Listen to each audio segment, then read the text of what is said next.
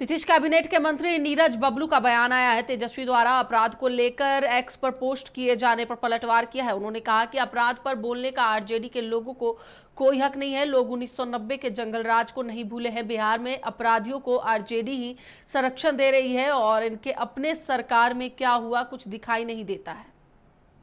पहले तो हम ये क्लियर करना चाहेंगे कि क्राइम पे यानी कि अपराध पे आरजेडी के लोगों को बोलने का कोई अधिकार नहीं है। जिस तरह से आप याद करिए, न हमेशा हम लोग नहीं याद दिलाना चाहते जंगल राज, लेकिन वो लोग नहीं भूले हैं 90 के दशक में जो स्थिति बिहार की थी।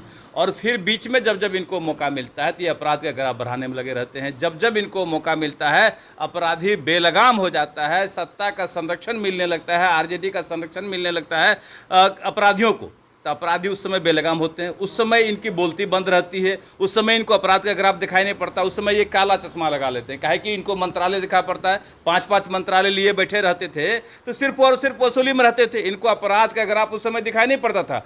अब इनको अपराध दिखाई पड़ रहा है, अब इनको विकास नहीं दिखाई पड़ रहा है, इनको तरह तरह का गड़बड़ी दिखाई पड़ रहा है। अब ये जनता के बीच जाना चाह रहे हैं, धरना